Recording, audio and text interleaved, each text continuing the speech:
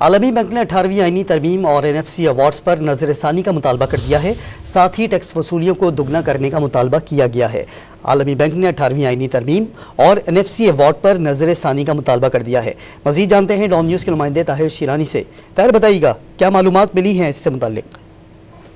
جی دیکھیں، جو عالمی بینک کی جانب سے مطالبات سامنے آئے ہیں، ایک تو 18ویں آئینی ترمیم کے حوالے سے ہے اور ایک جو NFC ایوارڈ ہے جو اس وقت 13 سال سے چل رہا ہے، اس پر نظر ثانی کا مطالبہ کیا گیا ہے تاکہ جو وسائل کی تقسیم ہے وفاق اور صوبوں کے درمیان وہ نئے فارمولے کے تحت ہو۔ اسی طرح عالمی بینک کی جانب سے ٹیکس وصولیوں کو 2 گنا کرنے اور اخراجات پر 10% کٹ لگانے کی سفارش کی گئی ہے۔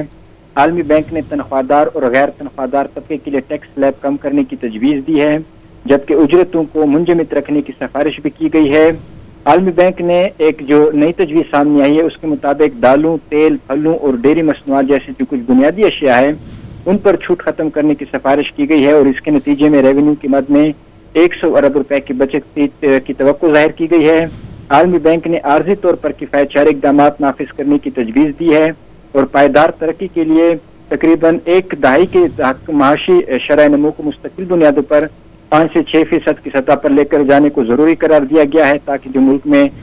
تو اقتصادی ترقی ہے وہ ہو سکے اور اس کے ساتھ جو روزگار کے مواقع ہیں وہ بھی پیدا ہو سکیں گے۔ اس کے لیے معاشی شرح نمو جو ہے اس کو بڑھانا ہوگا۔ اس حوالے سے جو عالمی بینک کی سفارشات اور مطالبات سامنے آئے ہیں اس میں یہ اہم مطالبے کیے گئے ہیں اور پاکستان سے یہ توقع ظاہر کی گئی ہے کہ کیونکہ آنے والے جو عام انتخابات ہیں اس کا ماحول پیدا ہو رہا ہے، ایسے میں جو معاشی اصلاحات ہیں اس پر عمل درآمد تیز کیا جائے۔ جی